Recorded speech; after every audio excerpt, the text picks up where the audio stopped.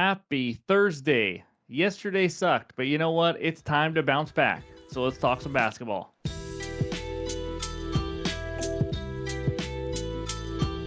What's going on, everyone? Welcome back in to another episode for Just a Bet Outside. I am your host, Steven, and we had a rough one yesterday. 2 and 3 day, not terrible. You know what? When 2 and 3 days are our biggest losing days, we take it. That's kind of why we've had a successful years, because even in the losing days, we're not losing 4 or 5 units or anything crazy. But just didn't go our way. We had an injury that really cost us a winning night. But we'll go over that on the recap in just a little bit. Quick thank you to everyone who showed up on the MLB live video. Had a lot of fun talking some baseball, NL Central, giving out some future bets and all that. So I appreciate it. If you guys want to still go watch it, it's on the live videos tab, obviously on our YouTube page. But any graphics you see, as you guys know, will be from an app called OUTLIER, the best betting research tool on the market today. If you guys want to try it out, you got nothing to lose. Click the link below. You get a 7-day free trial. So let's get right into it. And I got a dad joke. So here we go. What's the difference between black-eyed peas and chickpeas? Black-eyed peas can sing us a song. Chickpeas can only hum us one. Okay, in this video, we're going to recap yesterday. It was that 2 and 3 day, and it's time to bounce back. But either way, defenses versus the power forward position, like we do every Thursday. And then we're also going to talk some rebound chances and then give you our best bets and then finish it with the recap. So hit that like button if you haven't already. Leave a comment below to help this channel continue to grow. And we just hit 37,000 subscribers on our way to that 40,000 mark. Cannot thank you guys enough. If you're new to the channel, hit that subscribe button. Also, click that Discord link below. Come join us. A lot of smart people in there. And we talk sports every single day. So let's get into it. And that means it's recap time. All right, here it is, the 2 and 3 day. We have been on an absolute roll since the All-Star break, but yesterday was not that roll. Pistons -3.5. I'm going to be honest, I don't know how people consistently make a ton of money betting only spreads and totals in the NBA. It's unbelievable to me. What the things that can happen, so many more variables. If you can, more power to you. But Pistons -3.5. What do you want me to say?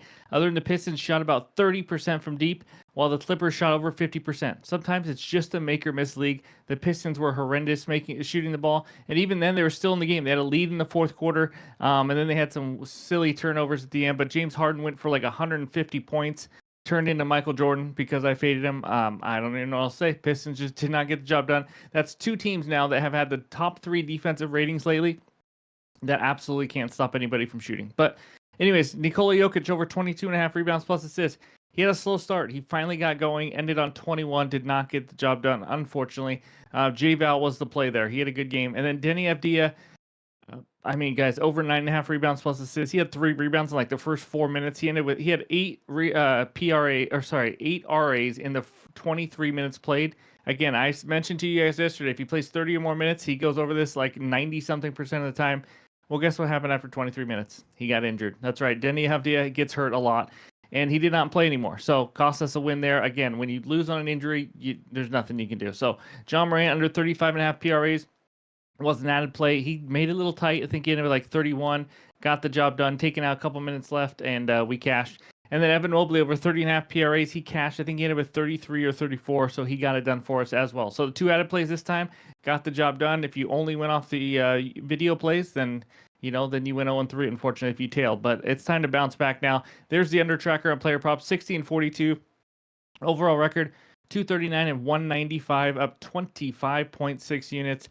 I want to hit the 30 mark, so let's bounce back. But that's what we got for the recap. Now let's talk the power forwards.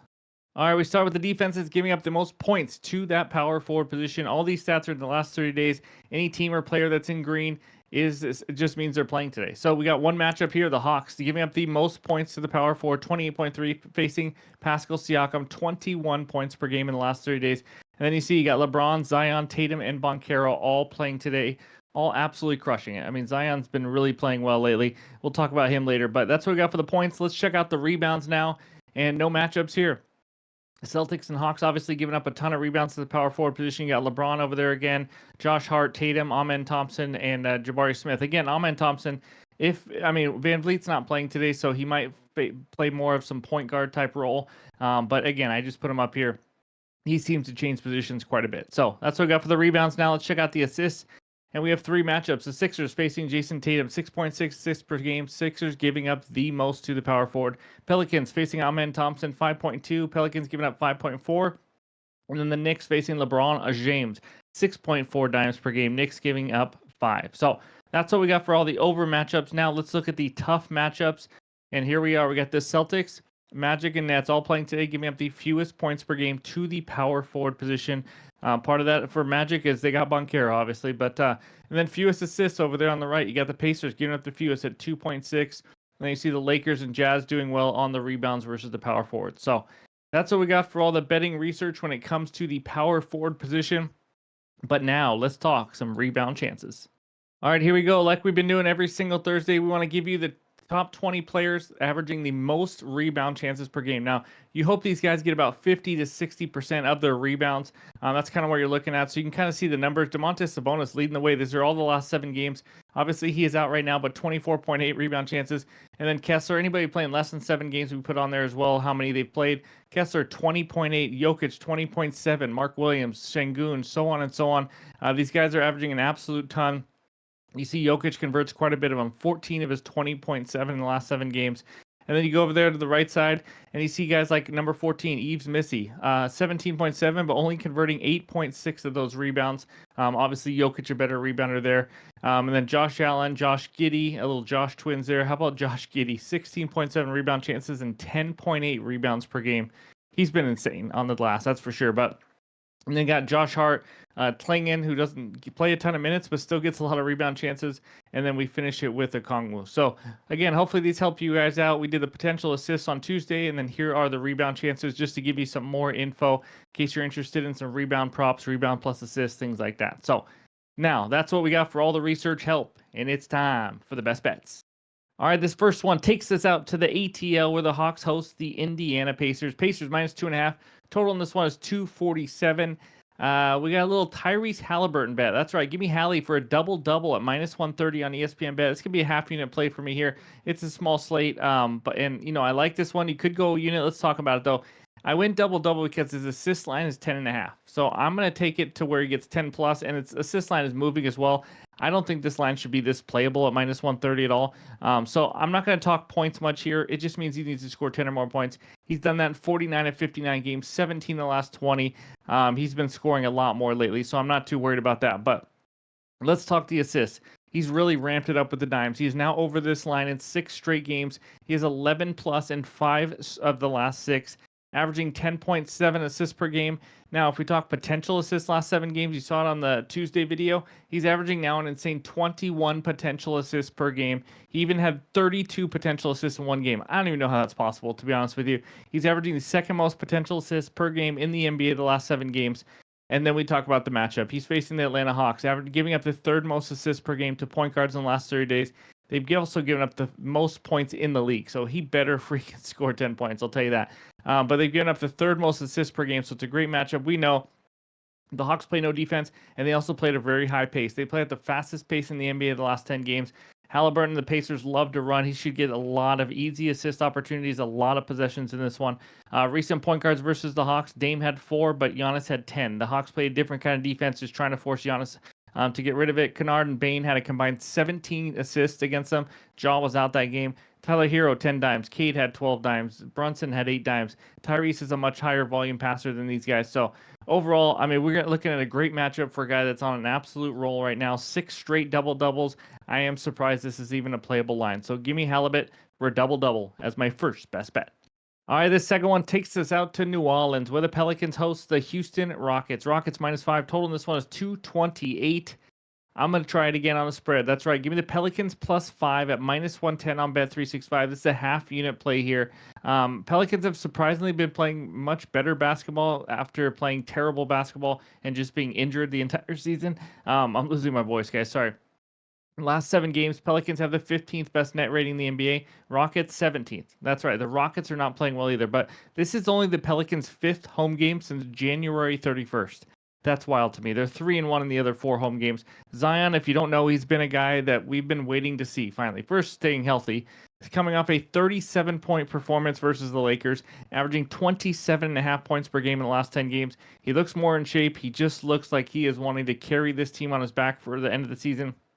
Obviously, not for the playoffs, but just to kind of carry that momentum into next year. And then the Rockets are going to be without Fred VanVleet again, coming in on a three-game losing streak, lost to the Kings, Thunder, and Pacers by 10, 9, and 13. They haven't been playing well at all. Their elite defense is average at best lately. Their offense is also really struggling. In the month of February, how about the seventh worst offensive rating? In the 3 games this month so far, the sixth worst offensive rating. Not having VanVleet hurts as well, but it's just a multiple of things. They have the seventh highest turnover percentage in the last 15 games. The Pelicans are a team that likes to score in transition. I think they'll get some points off turnovers here. They have the seventh highest percentage of points in transition. And here's the biggie, guys. The Rockets have lost 8 straight road games. 8. Now, now, if you don't know, the Rockets last year, they were in this form as well. They weren't this way the first half of the year, but they were a great home team and a terrible road team, and they're turning into that right now again. So overall, these teams are about even with how they've been playing lately. You got Trey Murphy and Zion on one side who can carry this team. And the Rockets just been awful on the road lately and just really been average in general since the All-Star break. And now they're without Fred VanVleet. I like getting points here with the home team. I know it sounds weird. It's the Pelicans when you look at the records and all that kind of stuff, but there's a reason this line isn't big. It's because the Rockets have not been playing good basketball. So give me the Pelicans +5 as my second. And yes, final best bet on this video. Sorry, my wife is out of town for 5 days, and I got the kids. They're sick. I'm not feeling great. I got to get some sleep here. So I'm just going to give you the 2 best bets right now, and then we'll have more plays in the morning. It will be in the pinned comments below on X and on Discord. But before we get out of here, let's check out that recap. All right, there it is. The 2 best bets so far: Halliburton double -130 for a half unit, and the Pelicans +5 at -110 for another half unit. Again, added plays will be coming in the morning in the pinned comments below on X and on Discord. If you haven't already, go check out that MLB video we just released as well on the NL Central as we gear up for MLB season. Pretty excited about it. But hope everyone has a great Thursday, and we'll talk to you soon.